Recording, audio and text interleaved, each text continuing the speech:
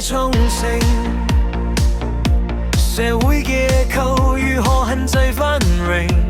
新上報重新再讀，是印度社會最深層的社會分層體系。音樂與古代的婆羅門教與吠陀文化，它一直出神話，分人群隔層，從婆羅門到精明，不可接觸間，形成固定的思維之本體。這國家為什麼會失敗中，這種制度被視為一種掠奪性社會結構，它限制個體流動，剝奪創新的動能，並在政治與經濟層面造成長期貧困。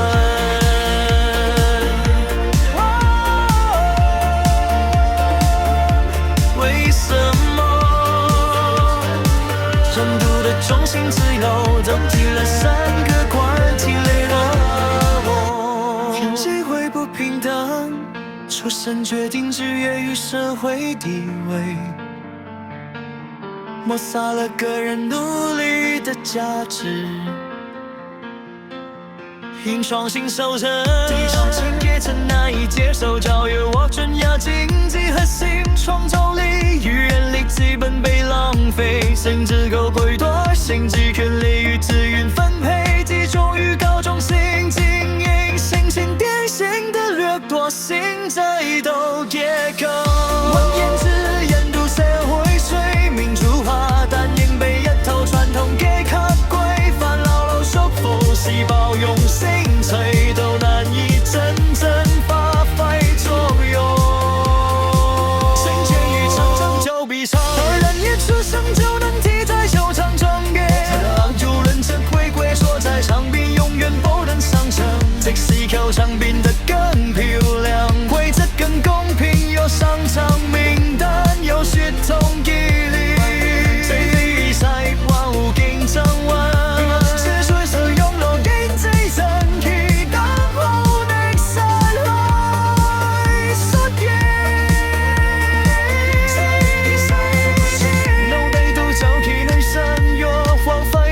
種性自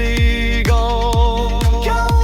餘創意機會將更廣泛分配，人力資源更具活力。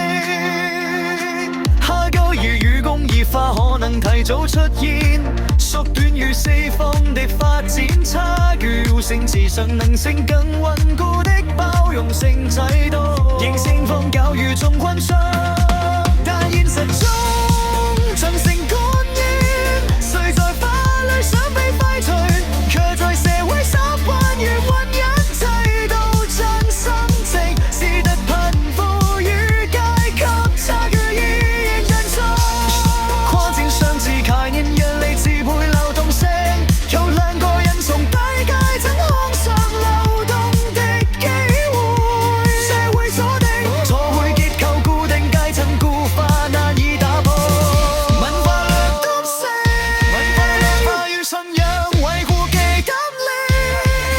性制度酷對人才論創新，自由流動的制度。熱心但較跟觀點架構下的觀點，話用神者認為印度雖有種姓文才嚟裝民主制度與資訊化浪潮正在逐步攝入傳統階層的力量。換資訊技術產業，主辦加羅爾的誘迫，有低種姓青年有機會打破出身枷鎖，瞓覺有如保障清楚，誰被批判，更在一定程度上促進了社會流動。然而也有批評這資質灰度，因為觸及文化心理層面，然可能淪為認識正義。